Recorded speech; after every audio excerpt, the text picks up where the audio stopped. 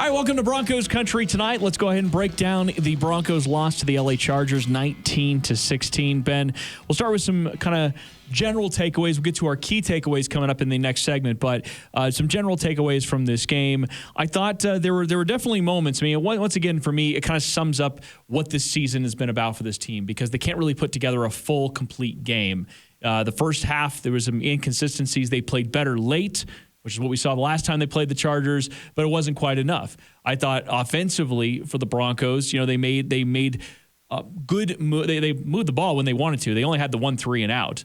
But overall, like I said, it really wasn't enough. And in the NFL, if you're only scoring 16 points, you're probably not giving yourself the best chance to win. True. There were other scoring opportunities, points that were left on the field. 4 points on the Jeudy drop in the end zone, 3 points on the McManus miss right there. That's 7 points. That puts you at 23. And we can go on and look at other things that could have contributed to more points. That last drive, the big drop by Jeudy, would have put them in field goal range in and of itself. There were several close but no cigar things, which has been the story of this season. If you're the kind of person that wants to be negative about the Broncos, you're going to come away and you're going to look at certain things and be negative about it. If you're the kind of person that wants to be honest about the Denver Broncos, then you're going to come away with, there's potential here, but they're not hitting it. Why are they not hitting it? And those are the things that we need to ask ourselves. Why are there so many drops from Jeudy? Why is Locke making boneheaded mistakes in the first quarter and then digging his way out later? And there's plenty of things that you can look at and try to try to build and craft a narrative around that. This show, we've always said we're going to be the team that gives you the facts and lets you make your own decisions on that. You don't come to sports talk people for opinions. You come to them for the facts. So, I think that in the end, it was a close game. I thought the Broncos fought hard. I thought it was a valiant effort from the defense that, despite being without 7 starters, held Justin Herbert to 19 points. I think that's the positive takeaway. The negative takeaway, hey, they're not there yet. Yeah, I think that's fair. Now, let's talk a little bit about those drops from Jerry Jeudy because it's unfortunate that it has gotten to a place in social media that people are reaching out to Jerry Jeudy on Instagram and on Twitter and ripping him left and right. And maybe part of that is because he put out what he did on Twitter about running routes and getting his conditioning in. I'm sure that some people feel like he's due in that case. But still, I just encourage people to be better about that. Secondly, we saw Demaryius Thomas have drop issues at one point. He was able to turn his career around and be just fine for the majority of it. So as far as I'm concerned, Jerry Jeudy is still an elite talent. He offers elite athleticism to this offense, and he's going to be better for this. He has the things that you can't teach.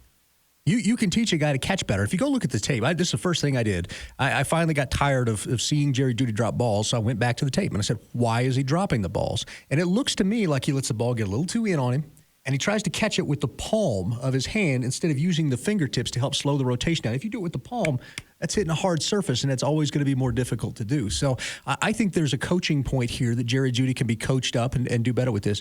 You want a more recent example of Demaryius Thomas? Cortland Sutton had drop problems in his rookie season and got over them with hard work and dedication to his craft. And Cortland was a raw athlete that didn't have all the things going for him that Jerry Jeudy did. So I think that he is. I think anybody who's reaching out to him on social media and making fun of the guy, you got screws loose. You have mental issues.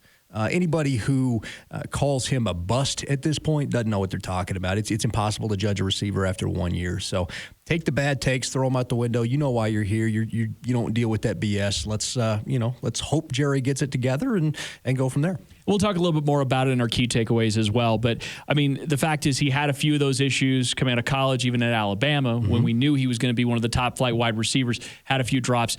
Lets the ball get into his chest. That was something that I think a lot of young receivers do, especially in college. You can get away with those kinds of things in the pros.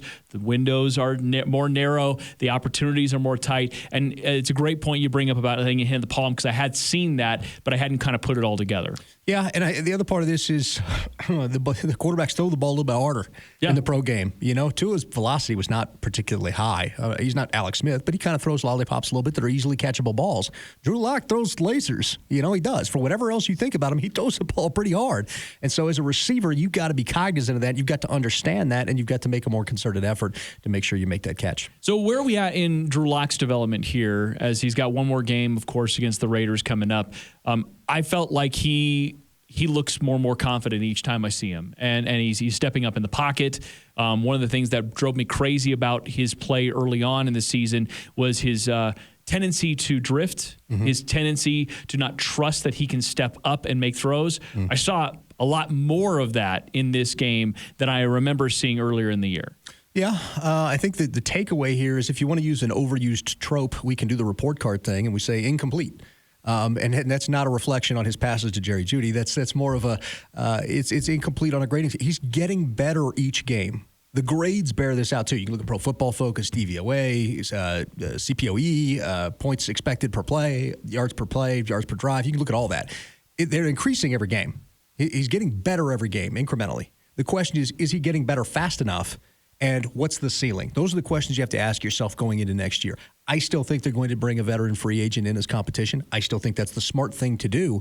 But I think at this point, you run it back with Locke and you give him an opportunity to compete for the job next training camp. I like that. Really quick shout out, though, to the defense, as in the second half, they held the LA Chargers, who have been a very good offense this year, to 6 points, 153 total yards. That's 97 passing and 56 rushing. And also, by the way, not a single third down conversion. So I thought the defense really gave them a chance. A lot of people point to that last drive that they were able to give up. You're going to give up drives. They gave their team a chance to win. And in the end, even though they didn't get any turnovers, that's something that we'll have to spend a lot of time this offseason talking about. That's something that they were able to accomplish.